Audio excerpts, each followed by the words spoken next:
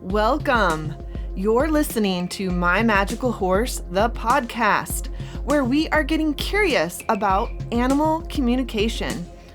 I am your host, Jordan Banks, and if you are desiring a more magical connection with your own horse, you are in the right place.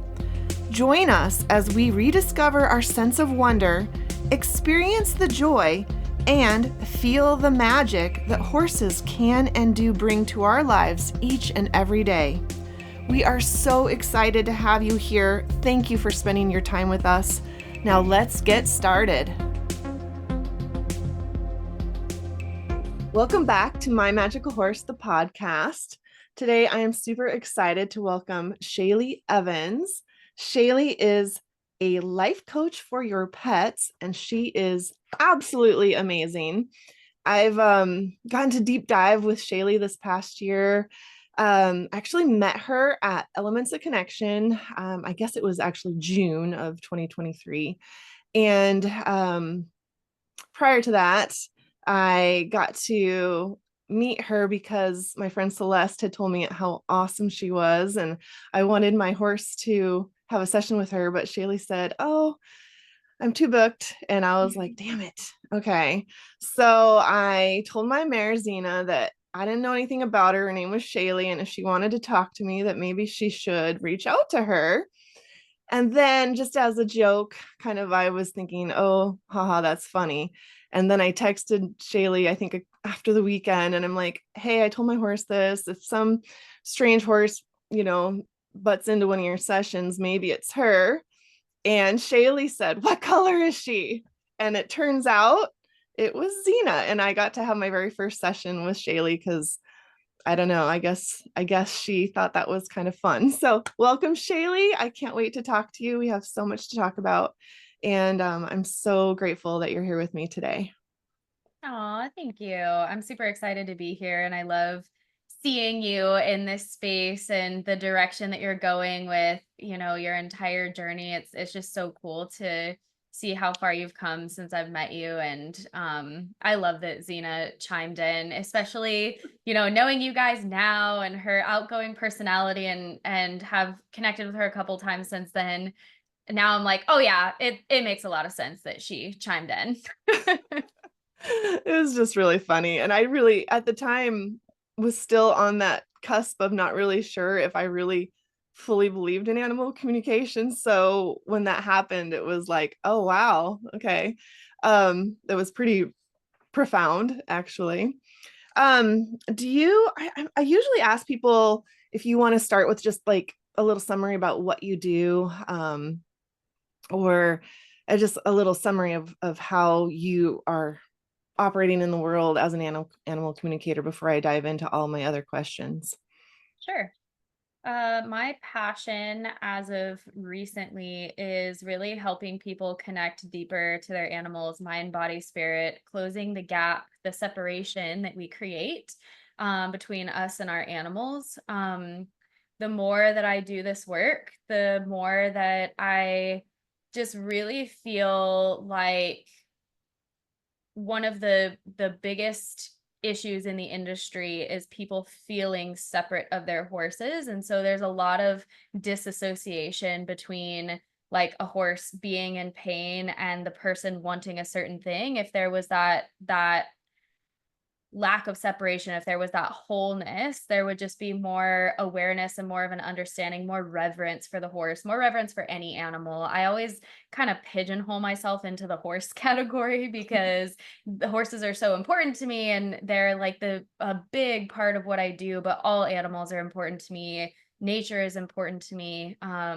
I feel like spirituality, animal communication, connection in general is kind of just who I am. I don't feel separate of it. It doesn't feel like animal communication is something that I do separate of who I am. It's just kind of within my being. So I am also very fascinated by the body, and I started out my communication practice really diving into the body, really deep diving into anatomy and illnesses, and then that brought me down nutrition and trimming and all these other paths that have really served me and made me very self-sufficient and things like that. But I really do feel like a missing piece for me was, okay, all of these things that humans want to do for their animals, but if that dominant vibrational energy, that dominant separation is still there, that physical thing that you're doing for your animal is only going to be temporary until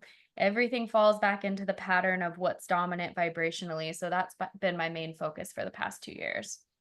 Gotcha. So you're just trying to make people feel like they are more connected to their horses. I mean, is that essentially what you're saying? Or what do you mean by wholeness? Yeah, so just helping people understand that we're all vibrational beings. Our animals are vibrational beings, we're vibrational beings.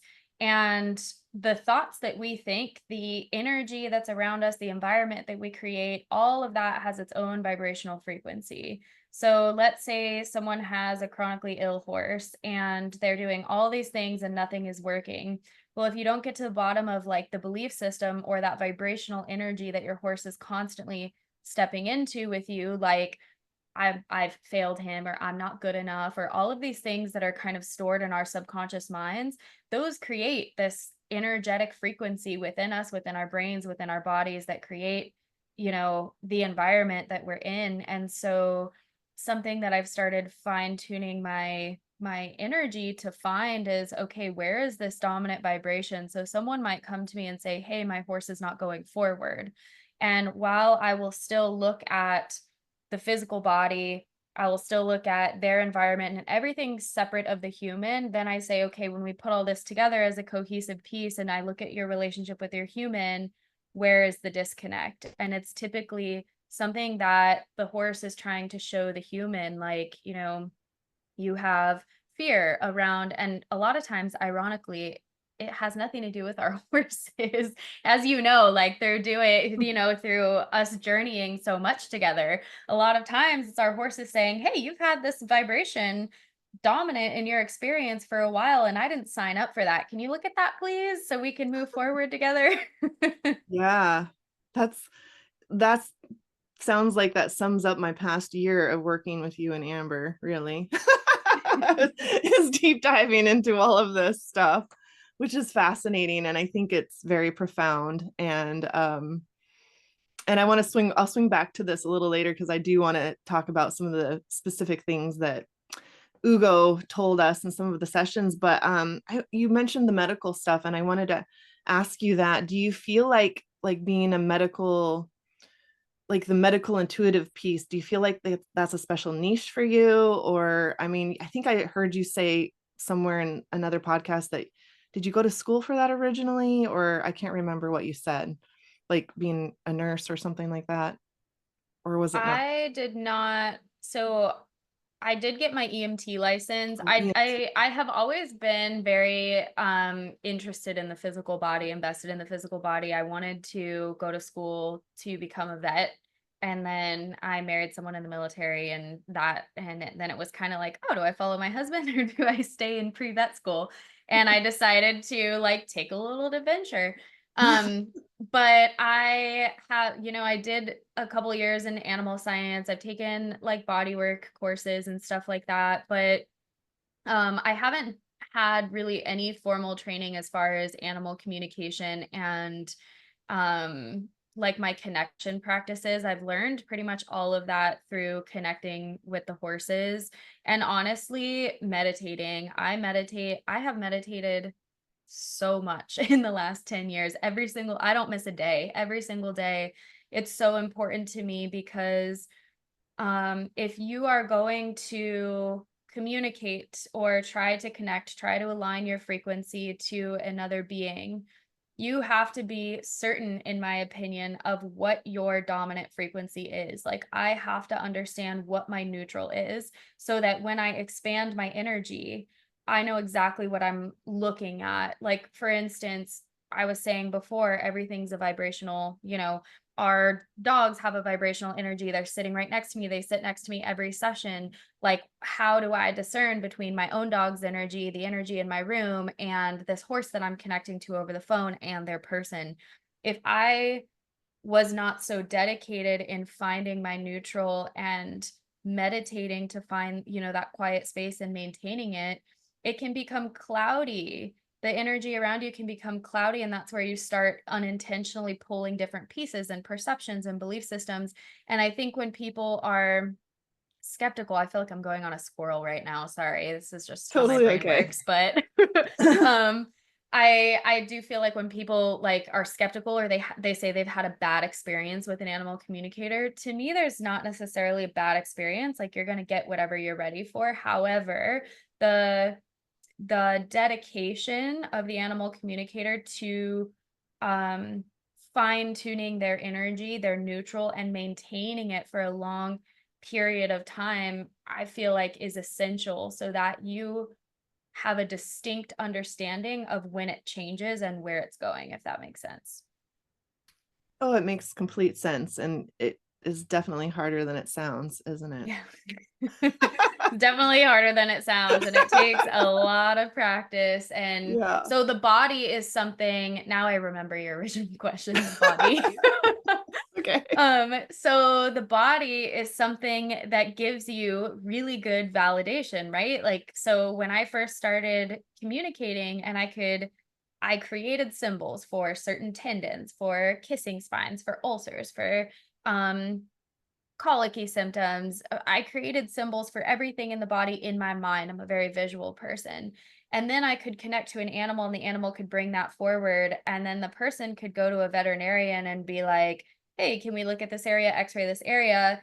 And lo and behold, there's evidence there. So that was very empowering to me for a long time, where I was like, okay, I think I can do this. I'm really, and I kind of stuck with the physical body because it was what I knew, and I just love helping people piece things together. And I want horses to be happy and healthy. I really feel all I want all animals to be happy and healthy, but horses specifically, I think there's a lot of disassociation around their physical bodies when someone just says, "Oh yeah, they have ulcers and I've been treating them, but we're going to this show," or "Oh yeah, he has underrun heels or NPA, but we're doing this anyway."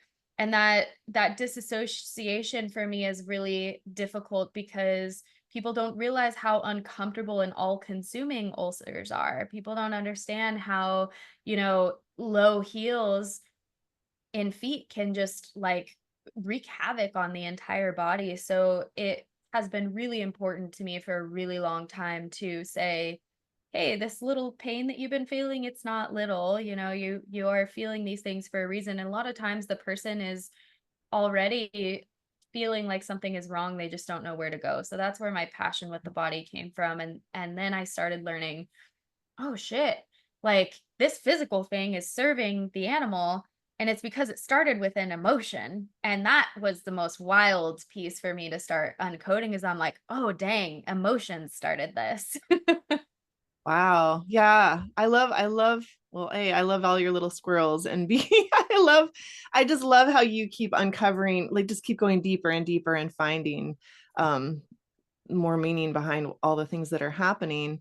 I know you have said before in the past too that there's a great responsibility in this work per once you have that information. I mean, do you want to expound on that at all?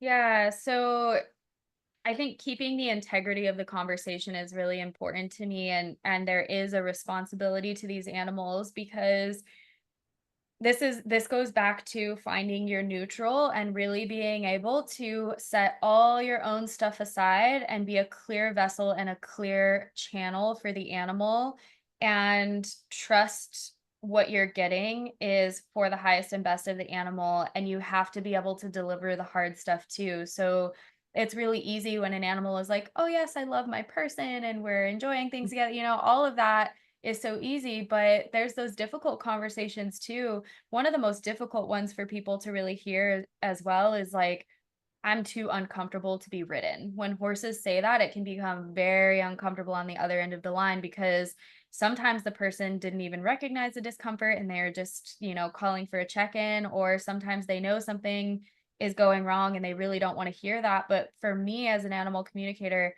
I have a responsibility to be the clearest vessel that I can be so that when I connect to this energy, it doesn't have my belief systems, my perceptions, my own knowledge, my own judgments around it, and that I can deliver it in a way that someone can hear it on the other end of the line. And while I feel like it's not completely my responsibility to for the information to be well received or how it's received, I do think that there is an element of connecting to the energy of the person as well and understanding what they're ready to receive and honoring that free will as well. That makes sense. And will the horses, do you feel like they give information sometimes that the owners aren't really ready to receive?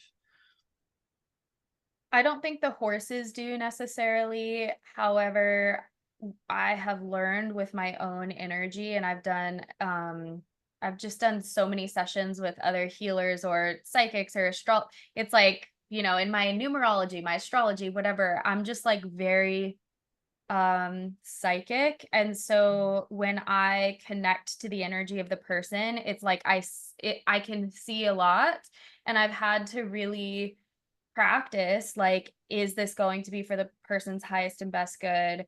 Is this something that I need to divulge right now? Am I honoring free will? That has been actually like a big growth for me this year, is being able to see the path unfolding for somebody and know, when to intervene and when to practice restraint. That's that's powerful. Yeah. That's powerful. I wanted to just go back in time a little bit because I know you said, well, have you always felt like you could communicate with animals, or how did you find yourself on this path, and how did you learn how to do it? I have always felt deeply connected to animals. My stepmom used to call me Snow White because I have loved wildlife everywhere I go. I'm like, I could be the person that like a butterfly lands on, or birds will sit right next to me. And I have memories from childhood with my dad being like, oh my gosh, that bird is right. Like, he's not even scared of you. And like, as a kid, I'd be like, I know, I told him he didn't have to be. I was like asking him his name. So I definitely have been a little bit I've always been a little bit of a weirdo. I just am, and I think one of the things that I really appreciate about myself now that I was ashamed of before, like, just going through high school and middle school and not having friends because I was kind of weird. Um, it's very hard for me to be something on the outside that's different on the inside. Like that incongruency, I know you know this, but for the audience, I don't have that. If I'm excited, my mouth is going to start talking. If I'm worried, it's like I have a worried face. I can't say that I'm peaceful on the outside and be a nervous wreck on the inside. And I think that that transparency of just like, well, this is what you get. It can be maybe a lot for some to handle, or it can be only for a specific audience. But the animals have always felt okay with it, I think, because there's not two different vibrations or multiple different vibrations going on in my body. I feel like there's a lot of I've created a coherent frequency matching who I am on the outside to the inside. And so, um, picking up on, and that's just something that happened naturally to me. I'm not really sure why. I'm not really sure why I'm like that. Maybe it's in my human design, or that's just how I was born.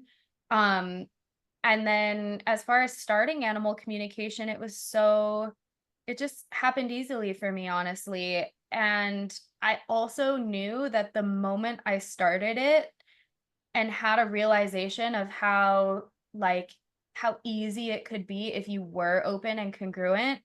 I remember like the first day connecting, I was like, when I learn this, I'm going to tell everybody that everybody's going to learn it. I just knew I was going to be teaching. I knew that I wanted other people to feel the joy and the connection that was possible for them. And I really wanted the animals to be heard. So I learned first through my horse Kip. When I really started practicing it, when I really started getting into it, my friend Michelle had her horses bred. I was doing an internship at a dressage barn in Florida. I lived there for 6 months and her horses were there.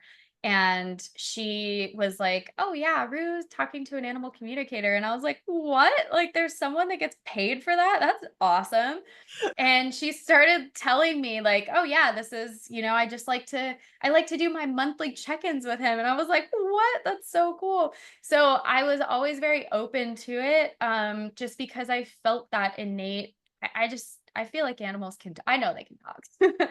So she was like, "Yeah, you should use this person and just have your own horse read." So I did, and I was like, "Oh man, this is so cool. I really want to do this." And I bought a book. I want to say it's Animal Speak or Animal Talk by Penelope Smith. And it's just like this little, she's like the grandmother of animal communication.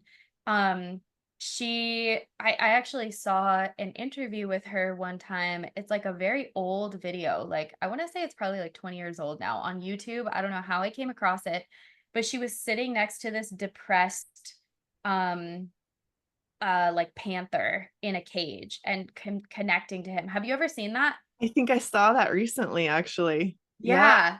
So she's like, she kind of, I don't want to say normalized, but she was kind of like the grandmother of animal communication for her time. And not to age her, sorry, Penelope, but she's cool. She's such a foundational person. And I vibed on her. Like I looked up a bunch of other books, and you know how like if you're just scrolling through books, you're scrolling through like who you want to learn from, you can just like get a vibe on whether or not you're gonna like the person. You know how you almost get like intuitively pulled one direction? Yeah, for That sure. that's kind of what happened to me with her book, and I read it in one night. And then I practiced it like every single day. She gives you like a step by step. It was something like, ground, sit with nature, ground your body, open up your energy centers, and then connect. And I was like, "Oh yeah, if that's what she says is going to happen, that's what I'm going to do." And I just had this belief that I could do it. And yeah, and then I got a very powerful horse who, unbeknownst to me, was gonna take me on this whole journey, and the rest is history. Yeah. I remember you telling me that when you decided you wanted to do it, you would sit and meditate for like, I don't know how long you did it every day. How long did you do it every day? Hours. My hip flexors shrunk so, and I think it's just my personality because, um, I am someone who's like, if I set out to meditate, I'm gonna like meditate it to death. Like, I'm like, how do I meditate the best that I can meditate? Or how can I communicate the best I can communicate? So it's like I always have to go to like the very depths of whatever I'm doing. So when I was like, oh, I'm gonna connect to animals, it wasn't just like, oh, let me try it and let me do a weekend class and then, oh, that was great. It's cool that I can do it. I was like, more. I need more. I need to get deeper into this. So it would be like 3 hours at a time. And my husband and I joke too, because he's like, for the last 14 years, I can't make a single noise because I'm always like, I'm meditating, be quiet. He's like, I can never be loud in my own house because I'm always like doing some little spiritual journey. But yeah, and then I started practicing on anybody's animals who would let me. And because I was doing it for free, I never felt, I don't know why, but I never really felt shame around it, or like fear around connecting. And then when I started charging, that's when some of the responsibility and like that fear around, oh gosh, am I going to deliver the right message? I had to work through some of that. Yeah, that's actually my next question was what kind of Oh, fears cool. and doubts did you navigate getting to where you are now? Because I know when I met you, which was literally when I met you in person for the first time, what was that Ellen's the Connection, which wasn't even a year and a half ago, maybe. You seem in a way different space now than you were even a year and a half ago. Like you're just blossoming and getting a lot more Mm. confidence, I think, in your gift. Yeah, thank you. I've been working really hard at that. At the first elements, that felt like such a big event to me. And I remember going into it and telling all the girls, do I even have anything to offer? Like, what am I going to offer people? I don't think I have anything to offer. And that has been such a hard thing for me to get over is, viewing myself an equal to the people that I really look up to and admire, Celeste and Catherine and Tara and Amber. And just, my colleagues, that's been a lifelong kind of, I guess I would say, struggle for me, is that I want to idolize people like my mentors. I want to be like, I am the student and I am going to do whatever it takes to learn what I can to be worthy of spending time with you.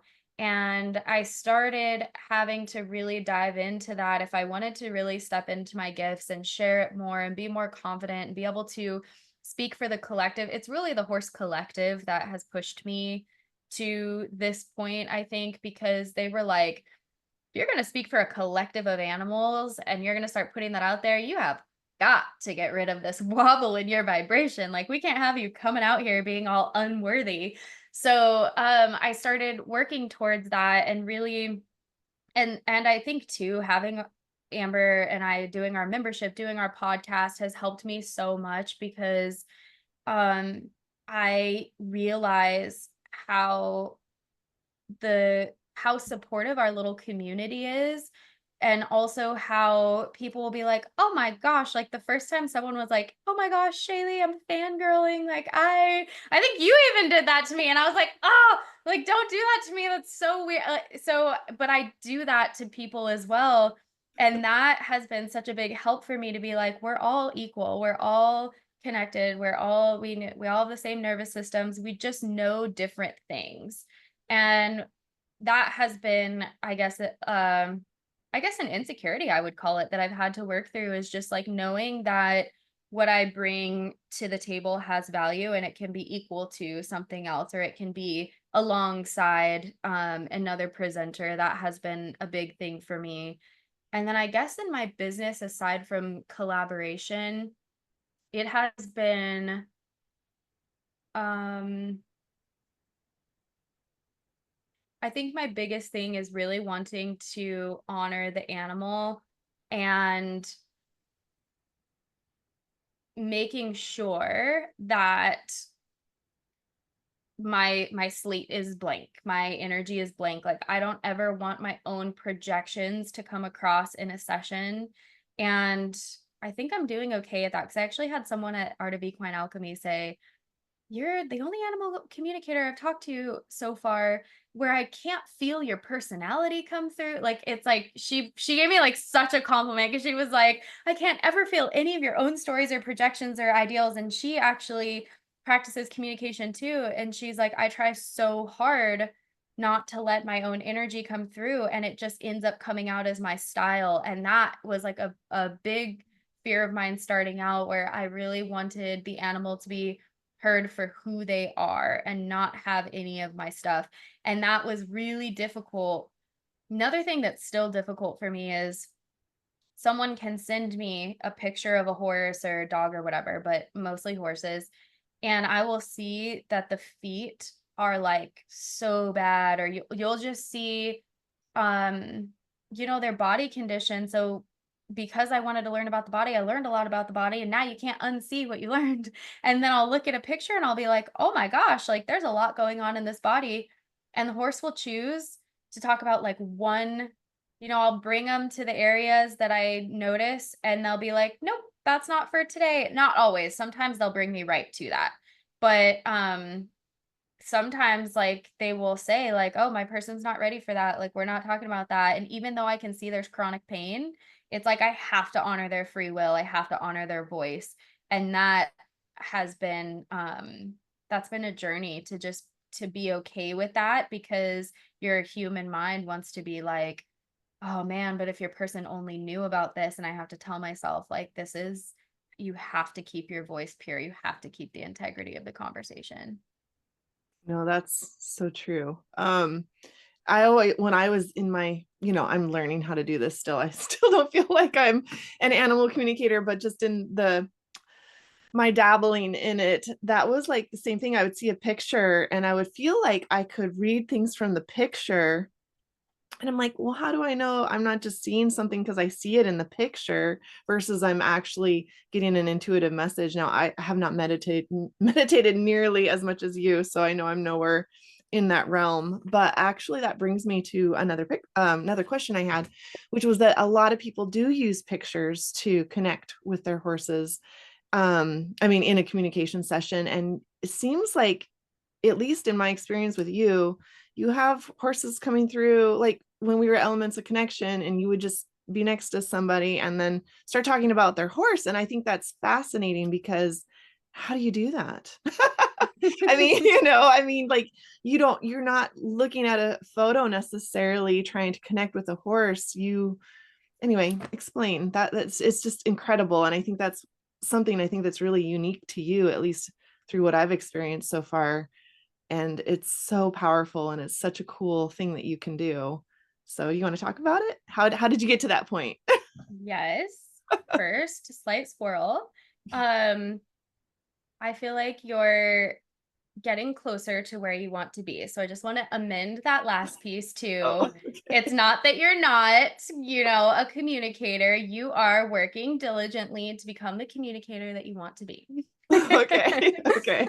Um, so I don't need a photograph. And actually, one of the ways that I discovered that was there was this communicator teacher named Jeannie, and um she held this like class on the phone, and I can't remember when it had to have been like in 2018 or earlier. And I can't remember how I found out about it, but she was like, I'm doing this animal communication class. It's gonna be like an hour, I think, and it's over the phone. And so you just called in on this like group number. And it's just people like, hey, can you hear me? Yep, can you hear me? Like it wasn't Zoom. It was like before Zoom, I guess. And she was like, we're going to talk to three animals. You're going to get their name and the type of animal they are. And then we're going to, like, I want you to see what you get. And that to me, I was like, what? Their name? Like, how am I going to connect to them from their name? And I'll never forget it because it was just it like blew my own mind. It's still a story where I'm like, sometimes I'll wake up and I'm like, oh man, I wonder if I'm still going to be intuitive today. And then I'm like, oh no, it's fine. Remember that time you talked to that dog? So I did that call and she was like, okay, we're going to talk to this dog. I wish I remembered her name so I could honor her a little bit better. But it was this little dog and she was like, what is going on in her physical body, or what do we need to know about her physical body? And immediately I saw that she was in heart failure. But beyond that, I saw that she only had 3 legs. Like she got a leg amputated. And I told that to the teacher and she was like, "Oh my gosh, like yes, that's exactly what's going on with her." And that was just a realization in that moment of like, because I didn't necessarily have any doubts going into it. I was just kind of like, this is going to be fun. This is something that I think I can do. And I just held that belief. And that's why I love working with Amber and I love like kind of the direction of where I'm going, because our belief systems get in the way of what we're capable of. And sometimes I think ignorance is bliss. Like if I would have been starting animal communication now after all this journey, I feel that I would be like I think I would have too many blockages.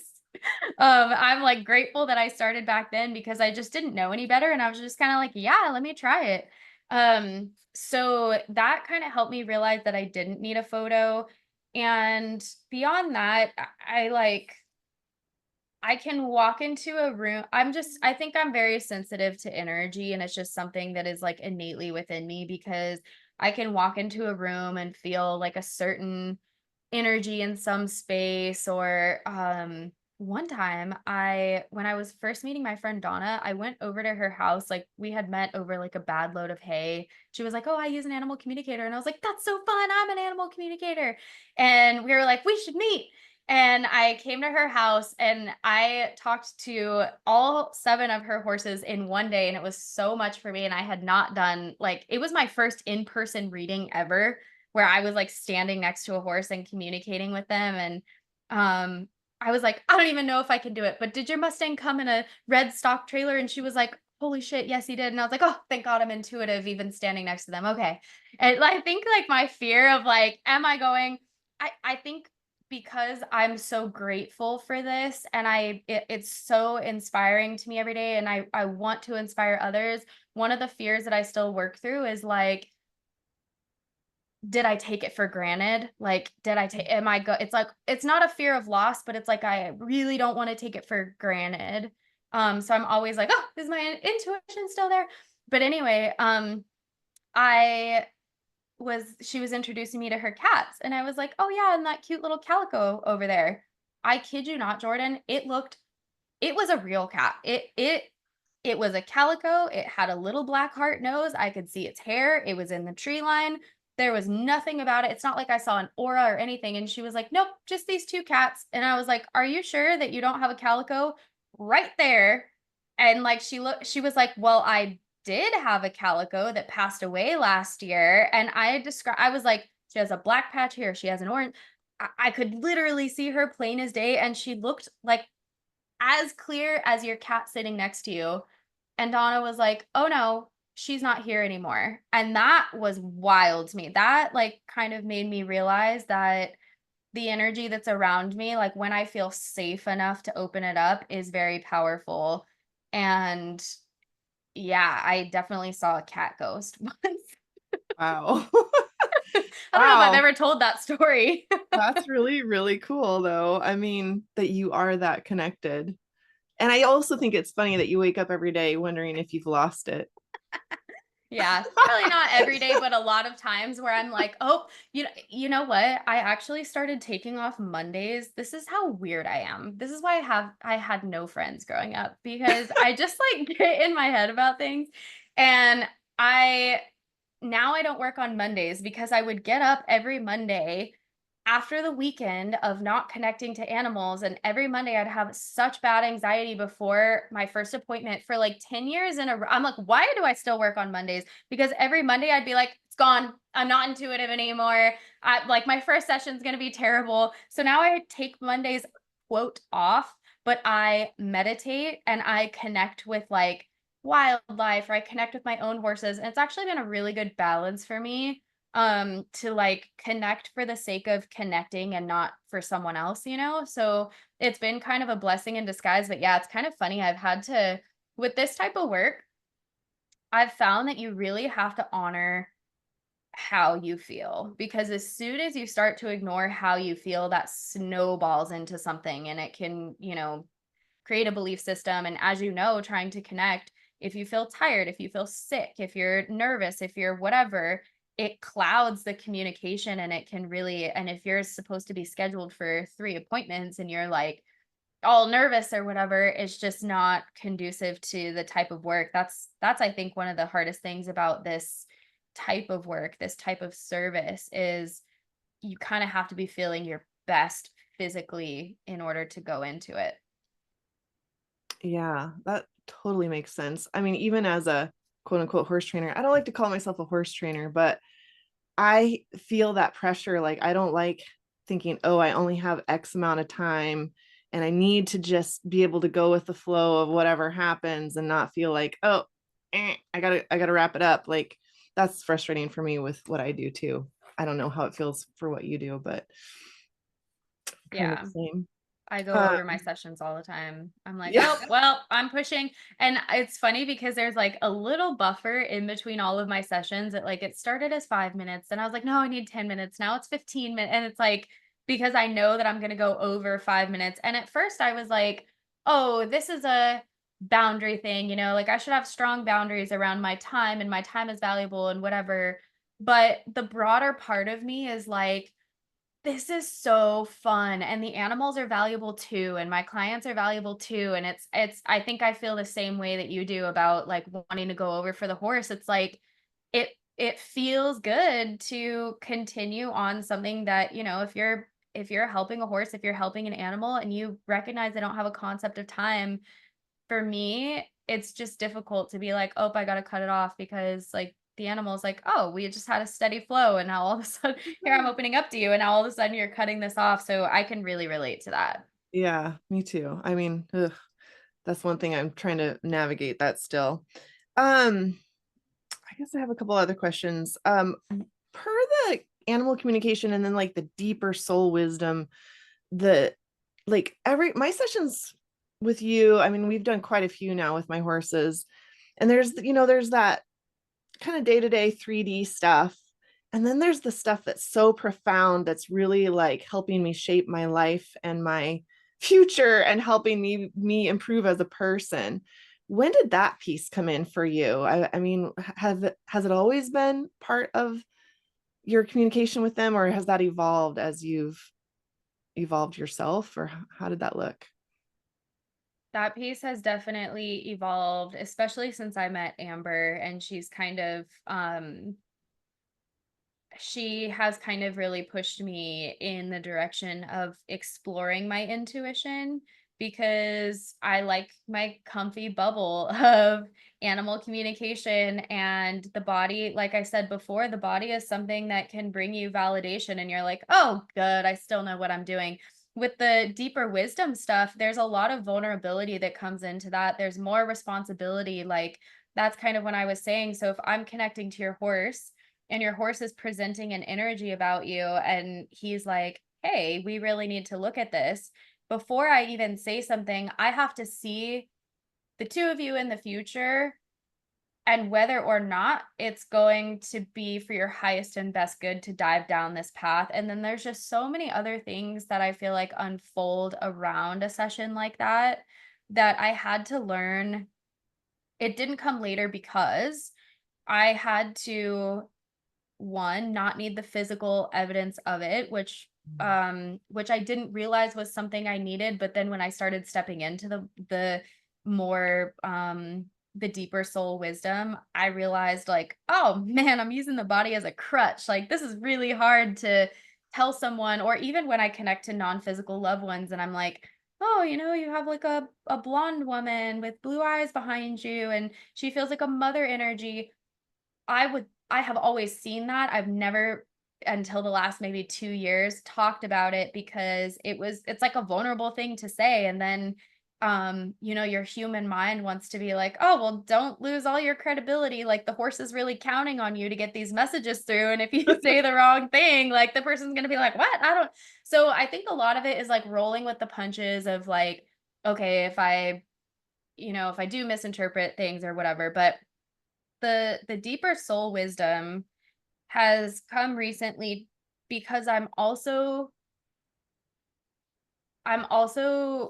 really diving into guiding people in more of like a manifestational piece too, and helping people see that we are not separate from that non-physical part of us. We are, the dominant part of us is energy, and the dominant part of our animals are energy, and we are commingling and intertwining all the time. And that separation piece is what keeps us in what we like to call the lessons. Every time we create a separation, we get another lesson in, are we moving towards love or away from it? Are we moving towards wholeness or away from it? And we, jigsaw things together. So, yeah, the deeper soul wisdom that has also been more invited by my clients, which is really cool. My clients have kind of helped me. I remember telling Amber one time, yeah, what people don't want to hear what I have to say. Like people are coming to me for, that's how it evolved into life coach for your pet because um I used to worry that if I connected to the person's energy as it pertains to the animal and I start diving into that, I was like, people don't want to hear what I'm picking up in there. No one wants to hear me say, "Hey, your blood pressure is high and you're low on vitamin D. And did you switch your vitamin?" And she's like, "Why not?" Like, if it's coming from an intuitive source and you're channeling it, they can just choose to receive it or not. But why wouldn't you say that? And I'm like, oh, yeah, I guess it doesn't mean that I'm not honoring the animal. So now I'm just weaving in that and what the animal has to say. Wow, that's cool. Yeah. I think it's all yeah, it's so cool. On that deeper wisdom stuff, I did want to read a couple things that Ugo said. So just for the people listening, like, so I met you back in Elements of Connection, and yeah, when I met you, I was like, oh my gosh. Yeah, it was like, oh my gosh, you were like my people. Like, I was so excited. I was like, it might have been the first time I actually realized that, yes, I want to learn how to do this. Cause I think for a long time I was fearful of whether or not, um, embracing animal communication was something that I wanted to do because of my upbringing, and the religious side of upbringing had really put a lot of self-doubt and a lot of limiting beliefs of what I should be doing about that. But when I met you, and you were everything that you were doing was so incredible, because you were at the clinic telling people what their horses were saying, and it was like just helping facilitate the entire beauty of that weekend. And you being all worried about what you had to contribute, I was like, oh my gosh, this is the most exciting part of this weekend for me, was listening to what you had to offer. And it really has opened my life up to embracing this. And I think I did every single program you and Amber offered. I think I participated in every single thing you guys offered since Elements of Connection. Yeah, I think you have. And including the VIP, the very intentional person group that was last February. And just a little, I guess, background for the people listening. We signed up for this month, and it was a small group of us. And we're going to get this kind of intensive month with you and Amber. And my horse Ugo choked and went to the emergency room. Like, it was like the 3rd of February, or I don't remember. It was right within those first 3 days of February. And that was just like, I'm like, okay, well, maybe it's good I signed up for this now. I don't know. Because then actually on February 14th, it was Valentine's Day, is when we did our session. And I just want to read a couple of the excerpts from that. One of them being because he had choked, and oh my gosh, we went so deep into so many things. But he basically said that happening, I was feeling guilty because I knew, I think I knew why he choked. And then you had given me some confirmation as to why he choked. He didn't care though. He was like, it's all good. He was like, it was worth it. But anyway, basically he said that, I'm trying to find the right part. He said something to the effect of that we don't want to go back to how we were. Like, this had to happen because we needed to step into this more expansive space. I don't remember the exact words, but there was so many profound things that he said in that session that have literally changed the trajectory of my life now. And it's still taking me a little bit of time to get all this rolling. But I did want to acknowledge that the whole reason that I'm doing this podcast, and I've started this Patreon page called My Magical Horse, is because of that session that we had with Ugo. And in that session, he basically told you, you said, this is what you said. You said, I keep seeing you painting him. Oh, let me give a little preface, is that I was talking about how afraid I was to lose him, especially with the ER visit. I was really afraid that I'm going to lose him. And you said, I keep seeing you painting him. He almost feels like he wants you to paint him as you're processing. He keeps showing you very deliberately drawing him in your notebook, painting images of him, and it feels like that's going to get you over the fear. If you have an idea in your mind of painting the continuation of him, painting his vastness, painting or drawing everything that he is outside of his physical body, if you were to draw his soul, if you were to draw what he means to you, if you were to put on paper the vastness of who he is and what that would look like, and if you can start creating that in front of you, he feels like it'll really help you heal from the fear. And he just feels that knowing you and your process, that you almost have to get it out, not like in a journal. He wants you to create. You need to get it out in your artwork, and then the fear will go away. Okay, that is also making me tear up right now. Me too. It's making me tear up. And then he says, you said, he also feels like a storyteller. And every time I see this image of you drawing or painting him, he's like flipping through a book. I almost feel like you're going to write a book about him. When you said that, my jaw just dropped, because I was like, I have had this dream or goal or vision of writing children's books. for a long time now, for maybe like 10 years. I mean, it's sad to say that I've put it on the back burner for this long. Um, and it was so incredible for you to pick up on that, but also it gave me this little push or this little nudge that, hey, I need to do something about this like now. And then you said, what's really cool is that he keeps showing me this book, and then he's like, oh yeah, I'm a nighttime story. And I'm like, oh, that's interesting. It almost feels like he's going to be a children's bedtime story. And I'm like, oh, wow, that was just so powerful. And after that, I did come up with the My Magical Horse. And there's if you go to my Patreon, you can read about why My Magical Horse came to be. But he was the little catalyst, and my session with you was this catalyst to make me actually do it, because I had actually designed the Patreon maybe 4 years before, but I never did anything with it. I never published it. I never put it out. And it was like this event is what it took for me to just, I guess, get brave enough to put myself out there and to give myself a public goal, I guess, so to speak, that I am going to in fact do this.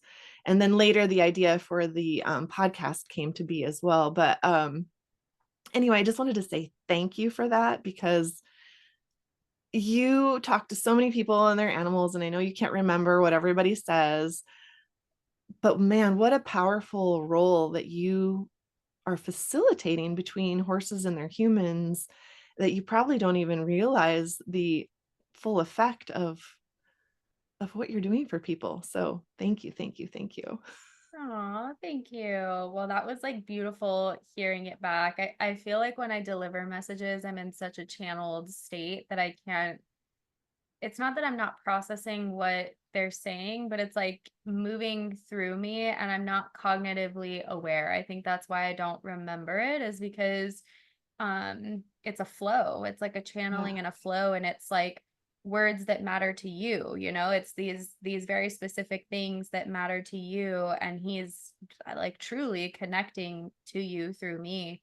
And I love that. It's like really beautiful to hear it back and to know, because at the time I didn't know like that you were an artist, and you like, I didn't know that about you. So it's just so crazy now that I know more about you and we've been friends for a while. I'm like, oh my gosh, that is actually kind of crazy that he said all of that stuff before we Yeah. even like, I didn't even know that about you. But for your book and stuff, like, I just think, and all of this transpiring, it's not so much that you've put it off. It feels to me like you've just been waiting for inspired action. And that's what we talk about all the time, right? Like, you created this idea, this energy, this idea of what you wanted, and you released it into the universe. Like, you're like, someday this will be, I'm going to release resistance around it and get on with my life. And that's what's really beautiful about vibrational energy. Once a thought has been thought of and put out there, it doesn't go away. Its vibrational essence still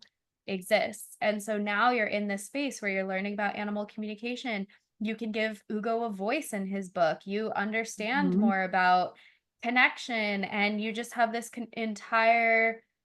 entirely different outlook. And as soon as your soul was like, all right, I'm ready for more, then that little vibration came back down and was like, hey, remember that book you want to write? So Yeah. that's really cool. I love that so much. Thanks for sharing that. Yeah, and you're so right, because I think part of the reason I did put it off is I didn't know what I wanted the message behind it to be. But then this deep dive in this last year with you guys, and exactly what you said, like the animal communication aspect of it, I suddenly just had this light bulb moment of like, oh, I know what the stories are going to be now. And I just didn't know for years. Like, I had ideas for stories, but I wanted there to be a deeper message behind them. And now I feel very confident that I can write the books with the message that I want um, to share with the world. So speaking of, guess who just hopped into my lap as we're talking? Hey, Steve. Yo, Steve. He also showed up in one of our sessions because he told me that he's here to help me heal my sacral chakra. This was in the VIP session too. He's here to help me heal my sacral chakra, and and recommended that I listen to 417 hertz. Oh yeah. Yeah, right. That was so Anyway, specific. yeah. So anyway, he just decided to come and sit in my lap, sorry, while we're chatting here, and now he dropped all my notes on the ground. Okay, Oh. sorry. Here we go. Anyway, after sharing, I mean, I just wanted to share that personal experience because I do think it helps people who haven't done this before kind of understand what kind of wisdom and information they could be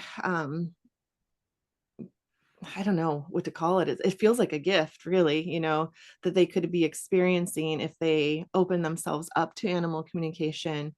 But on that token, I guess I want to ask you, what what do you say to people, or what do you want to say to people who are still doubting whether or not this is real? Like I said, I know I went through my own process of how long it took me before I just jumped on board and like, man, I believe in it. But for a long time, I didn't believe in it. And I'm curious if you have any words of wisdom, or what you would say to somebody who's either A, kind of on the fence, or B, like, I don't know. That's still not, still don't believe it's true. How do you know it's real? What do you want to say in response to that? So first, I think a lot of people have a certain idea, like a Dr. Doolittle idea in their mind, with animals connecting, and they're like, oh, your animal can't say that. And I also think that there can be certain like projections or fears, because sometimes, people will say, well, an animal can't communicate in English, and then when you're saying these certain words or these certain things, how does the animal know? Or I've had sessions where, like, how does he know about the artwork, right? How does he know to tell you these things? What's amazing, and this is going to be a squirrel first, and then I'll wrap Okay. around. But like our animals, it's so funny that and maybe this is someone who's skeptical about past lives and everything, but like, do people really believe that this is like our first and only time on earth? I mean, I guess some religions have, and this is why a lot of times getting into spirituality, religious trauma can be such a big thing for people, because religions have a certain viewpoint about like this life or one life, or whatever the case may be. But our animals, especially, like, because they live in such a non-resistant state, because they are so congruent, like that vibrational energy that they're feeling on the inside, their emotions that they're feeling on the outside, they are not hiding that. What they're presenting to you on the outside is how they're feeling on the inside. And it's really fascinating to me how someone would have a difficult time understanding that they are these vibrationally astute beings, that they are coming from such a high vibrating place.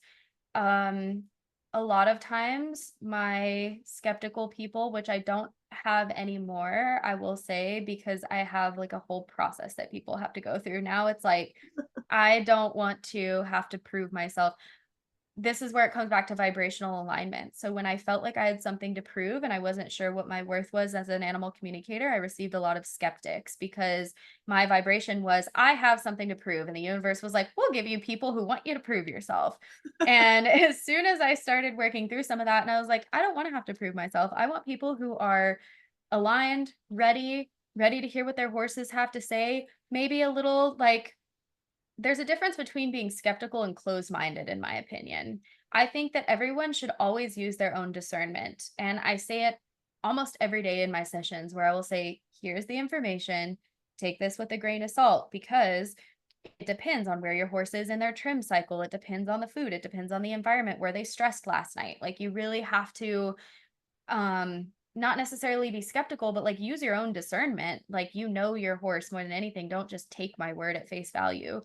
But there's a certain closed-mindedness that someone can have when they don't understand animal communication, or they come in with this preconceived notion of how it should be or what they want to hear. Um, and so I just feel like if someone is curious about animal communication and not really sure if they believe in it, um, try to have an open heart. Like, do you really understand how electricity works? No, but you believe in it, right? Your light turns on when you flick it on. Do you really believe in the wind? It's like there are so many things that we don't understand in this universe how they work. Turning our radio to 97 FM and picking up that frequency and carrying it in our vehicles. It's like we don't fully understand how that works. And yet, because we are seeing the evidence of it, we're like, open to it. We hear the radio come through. So I guess I would just say to have an open mind. You're going to receive whatever you're ready for. When, in my opinion, when the animal is really like at the root of um your heart, when the animal, if you're truly coming to the experience with I want what's best for my animal, that skepticism will subside if you're open to hearing the information. But if you're coming into connecting with an animal communicator and you've already got like, I don't believe this, let's just see if they can prove that they can do it. Nothing, any, even if the animal communicator was like the most amazing, intuitive person in the world, that type of mindset is just gonna like shut everything down. Totally understand that. And that's good advice for everyone that does want to just get a proof. Yeah. Get proof. My last question for you is if you have just one piece of advice for those who are wanting to improve their connection with their horse, what would it be? Oh, meditate, 100%. There is so much you can accomplish with meditation. For one, meditation stops thought. And when you stop thought, you stop your resistance. And when you don't have resistance, what you're ready and what you're ready for, what's for your highest and best good can come to you. When you meditate, you can regulate your nervous system. When you meditate, you can focus on your breathing. You can learn to be present. Um, you can do so many things with meditation. It's literally our greatest superpower. It's free. We have it available to us all the time. And I feel like nobody uses, I mean, there are people who use it, but it's like it is so underused and you can create your entire life experience through meditation. I mean, your imagination is such a great tool. Your mind is like such a beautiful thing. And we know, like scientifically, that you can create from the quantum field if you align an emotion with a image. So like if you sit for 15 minutes a day and you visualize the life you want, you visualize your healthy horse, you visualize the dressage test, and you are feeling joy, you're feeling what it feels like to get to the other side of that, you can create it. You can turn that into a physical manifestation. And so many people give their power away on a daily basis to their environment, to time, to money, to all these other things, to their limiting beliefs and to fear. And my advice would be to meditate. Love it. I love that.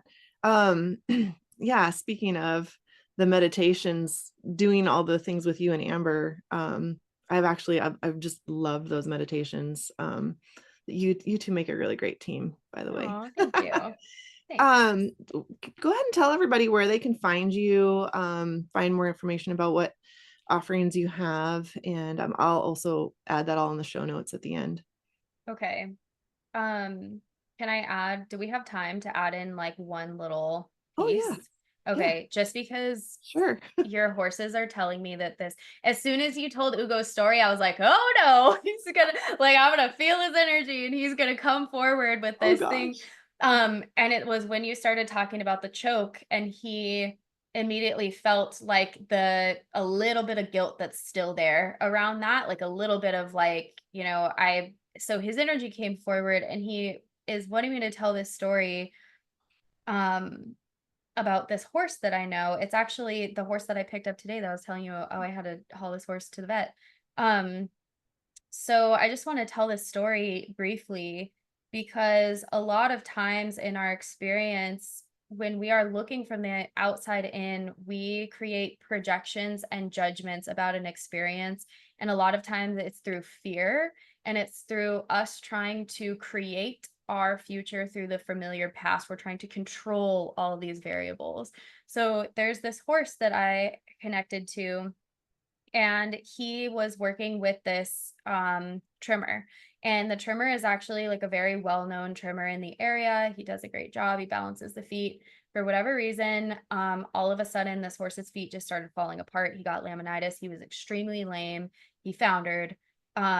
His feet were completely out of control. And the people who care for him were like, we're not using him anymore. We need to make a change. We don't understand what's going on, but this is just not right.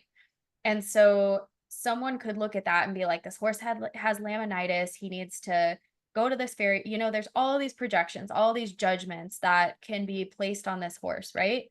But this is what I love about like honoring free will and knowing that everything is connected and knowing that our animals are so powerful and they will always find the path of least resistance. They always will flow towards the path of their highest and best good, even if it takes a little pain to get there. So, this horse, his feet are horrible. That happening, so him and he told me this, like, I had to go through this. My feet had to get so bad that they were unrecoverable. It wasn't just because he lived for months in like, oh, he's a little bit off today, he's sound tomorrow. He's a little bit off today, he's like, oh, that didn't work. So it was worth it to him to feel this pain because it created an entire overhaul of his life. He ended up moving, getting on a track system, getting in with a herd. So now he has a herd. He has a completely different environment. His person is able to see him and work with him in a way that she had never been able to work with him before. He got a different hoof care provider. He's doing really big work with his herd. He's now doing like a little bit of like fun training. And so it just goes to show you that when we look at Ugo is like, like, yep, like this story needed to be told. So it just goes to show you, like, you can look at like a moment in time, or you can choose to see, and this is what the Great Awakening is. This is the closing of the separation. You can choose to see the suffering and you can choose to say like, oh, I'm failing this horse or whatever, and all the ways where you can create separation between like, I'm not doing enough for this horse. How can I be better for this horse? Or, whatever the case may be. Or you can learn to trust in that unfamiliar future, that you can learn to trust in source energy, all that is the path of the highest and best good, which is the most vulnerable thing to do. And that's what people kind of stay away from. And because we want to control everything, because when we control things, it's familiar. We feel like we are moving in the right direction when really that's that entitlement piece, right? I need to put shoes on you because I know what's best for you and this is where your foot is going to go, and you don't really know that.